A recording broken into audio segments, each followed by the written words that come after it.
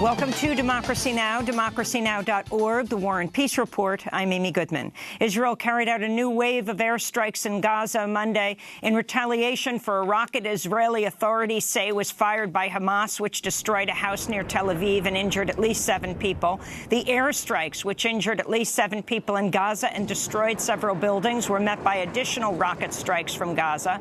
An Egyptian-brokered truce between Hamas and Israel was announced late Monday, but Gaza residents reported more explosions and a buildup of tanks by the separation barrier with Israel Tuesday.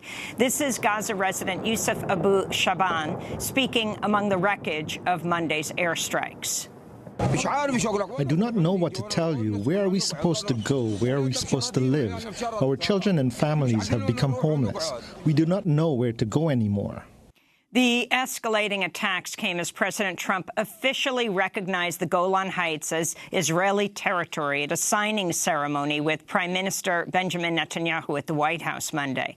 Trump announced the move last week by tweet, which reverses decades of U.S. policy and is in defiance of international law. Israel annexed the Golan Heights in 1981 after capturing the territory from Syria during the 1967 war. As President Trump and Republican lawmakers continue to celebrate Attorney General William Barr's summary of the special counsel's report, congressional Democrats are pushing for Robert Mueller's findings to be made fully available to the public, as well as to hold hearings with Barr. The long-anticipated report found the 2016 Trump campaign did not collude with Russia. The Attorney General also exonerated Trump from obstruction charges, although Mueller's report did not come to a definitive conclusion on the issue. Attorney General Barr is currently scheduled to appear before the House Appropriations Committee on April 9th for a budget hearing, but lawmakers may press him on the report. House Judiciary Chair Gerald Nadler is requesting the appearance at his committee as well. Meanwhile, Senate Majority Leader Mitch McConnell blocked a vote on a non-binding resolution to release the special counsel's full report, although President Trump declared it wouldn't bother him at all if the report was made public. Speaking to reporters, Trump suggested he might seek to pursue unnamed individuals for treasonous acts now that the Mueller probe is over. There are a lot of people out there that have done some very, very evil things, very bad things, I would say treasonous things against our country. Those people will certainly be looked at. I've been looking at them for a long time, and I'm saying, why haven't they been looked at? They lied to Congress. Many of them, you know who they are. The Pentagon has authorized the transfer of $1 billion to begin building a wall on the U.S.-Mexico border, over which Trump declared a national emergency. The first phase of funding will reportedly go toward 57 miles of 18-foot-high fencing along the Yuma and El Paso sections of the border. Democratic lawmakers immediately condemned the news, saying the administration did not go through the appropriate channels and request permission from the Senate Appropriations Committee to divert the money from military personnel funds. In a letter to Acting Defense Secretary Patrick Shanahan, Democratic senators on the committee wrote, quote, "We have serious concerns that the department has allowed political interference and pet projects to come ahead of many near-term critical readiness issues facing our military." The father of a 6-year-old girl who was killed in the 2012 mass shooting at Sandy Hook Elementary School was found dead by apparent suicide Monday. Jeremy Richmond was a neuroscientist who, after the death of his daughter Avielle, devoted his life to finding solutions to brain abnormalities that lead to violence. He founded the Avielle Foundation to support brain science research with the ultimate goal of preventing violence and building compassion.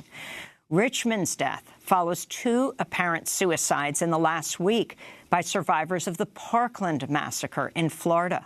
An unnamed student who survived last year's mass shooting at Marjorie Stoneman Douglas High School died by suicide Saturday.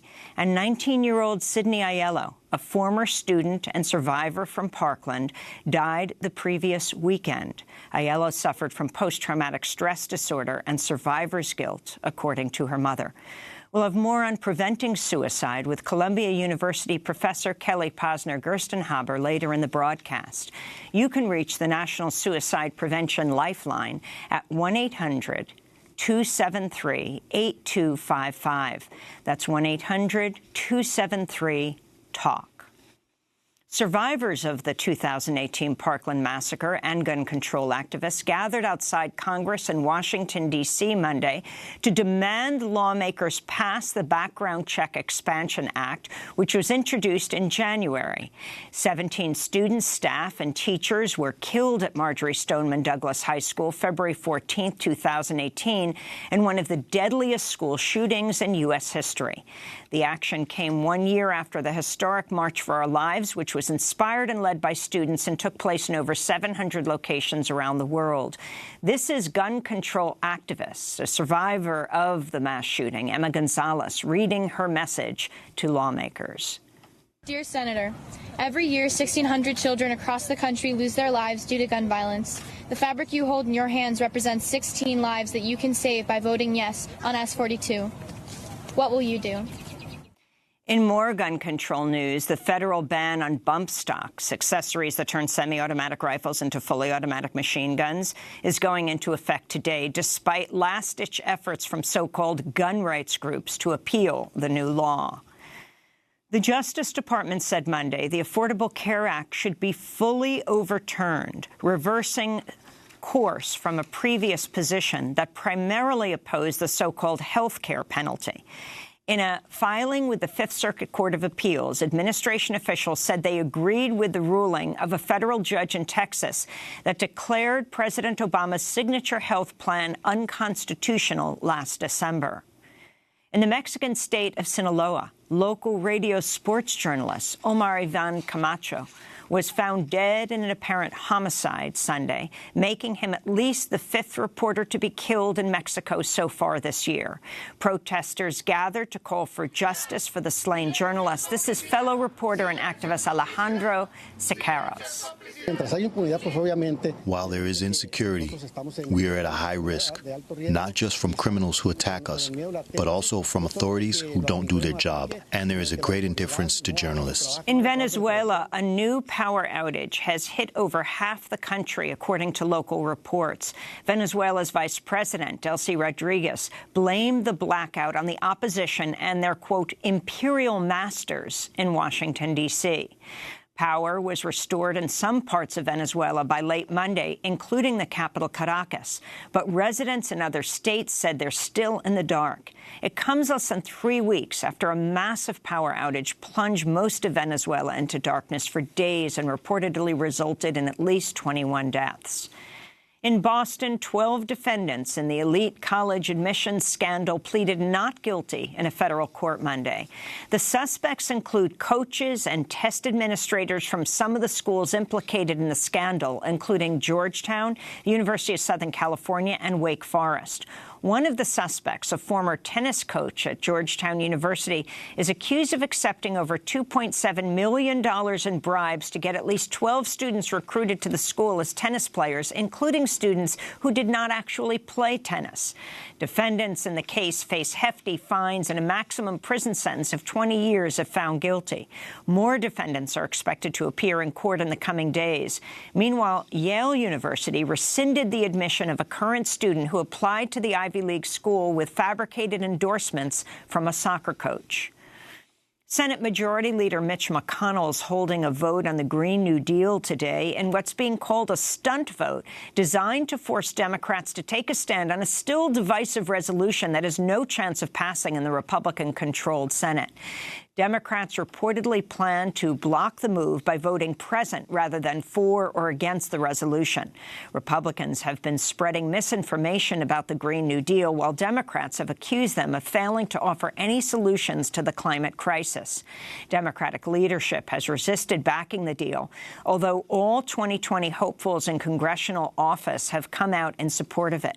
New York Congressmember Alexandria Ocasio-Cortez, who's become the political face of the Green New Deal and introduced its House version, blasted the move by Republicans, tweeting, "The GOP's whole game of wasting votes in Congress to target others on the record for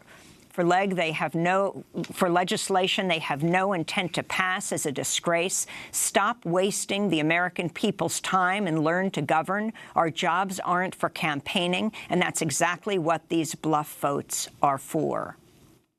Attorney Michael Avenatti was charged with extortion, bank fraud, and wire fraud in 2 separate cases Monday. In Los Angeles, Avenatti, who first came into the public spotlight as Stormy Daniels' lawyer in her hush money case against President Trump, was accused of embezzling $1.6 million from a California client and using it to pay for expenses related to his coffee shop business. Meanwhile, in New York, federal prosecutors accused Avenatti of attempting to extort Nike to the tune of over $20 million in what the Manhattan U.S. attorney called an old-fashioned shakedown. Avenatti allegedly threatened to reveal damaging information on improper payments made by Nike to student athletes unless they either paid him off or retained his services, unless Nike did. Avenatti, who was arrested and later released on bond, has denied the charges. Police in Escondido in Southern California are investigating a fire and acts of vandalism at a mosque as a possible hate crime. After fire crews were called to the Islamic Center of Escondido Sunday, they found graffiti referencing the recent mass murder in New Zealand, which was carried out by a white supremacist terrorist and killed 50 Muslim worshippers at 2 mosques. Police confirmed the reports have not revealed the contents of the graffiti messages or identified any suspects. Congregants were able to contain the blaze, and there are no reported injuries. The head of the local Council of American Islamic Relations, known as CARE, said in a statement, while the majority of humanity has responded to the tragedy in New Zealand to draw closer to one another and refute hatred, a violent and hate-filled minority seeks further divisions. We stand in solidarity with our community members, CARE wrote. And in Mexico, President Manuel Lopez Obrador is calling on Spain and the Vatican to apologize for the abuses of colonialism. AMLO released a video Monday speaking in front of the archaeological site of Comalcalco in the state of Tabasco. Envié ya una carta al rey de España. I sent a letter to the Spanish king and another letter to Pope Francis for an account of incidents and to ask for an apology to the First Peoples for the violations of what is now known as human rights. There were massacres, force, known as the Conquest. It was done with the sword and the cross. They raised churches on top of temples. The government of Spain has rejected the request, saying events from 500 years ago, quote, cannot be judged in the light of contemporary considerations. And those are some of the headlines. This is Democracy Now!, democracynow.org, The War and Peace Report. I'm Amy Goodman. And I'm Juan Gonzalez. Welcome to all of our listeners and viewers around the country and around the world.